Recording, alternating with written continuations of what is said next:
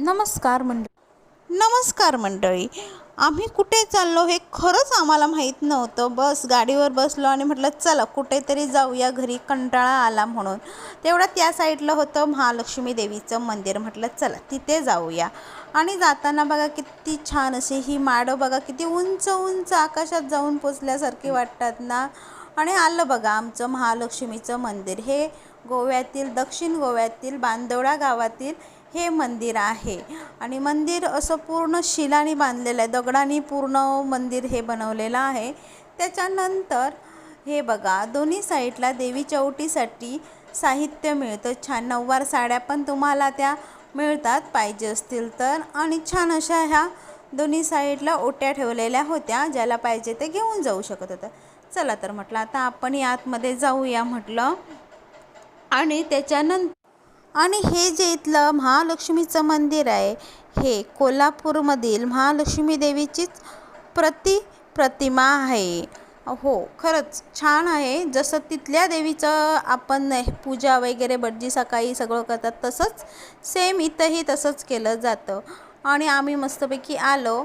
आणि एक सांगायचं म्हणजे तुम्हाला, जसं की अगोदर सांगितलं, आमचा प्लॅन ठरला नव्हता की कुठे जायचं ते. त्यामुळे मी वेगळे कपडे घातले होते. नाहीतर मी मंदिरात यायचं असेल तर स्पेशली साडी घालून येते. पण असू दे म्हटलं, देव काय आपल्यावर रागवत नाही. आणि हे बघा किती मंदिर छान असं आहे. मनात फक्त भाव पाहिजे. हे मंदिर एवढं छान आहे ना, बघा किती छान असं दिसतंय. हे बघा, हा खांब आहे तो बघा किती उंच आणि व्यवस्थित. प्रत्येक ह्याच्यामध्ये हे बल्ब टाकलेले आहेत. रात्रीचं एवढं सुंदर असं हे मंदिर दिसतं ना. ही बघा, आता तुम्हाला मी तुळस दाखवते. फक्त बघा किती छान अशी ही कलर दिलेले आहे त्याला. आणि केवढी मोठी अशी ही तुळस आहे, त्याला कशी पेंटिंग केलेली आहे. खरंच खूप सुरेख अशी ही तुळस आहे इथं. म्हणून पर्यटक भरपूर आकर्षक होतात. गोव्यात जसं बीचेस आहेत, तशी मंदिरेही छान छान छान छान अशी आहेत.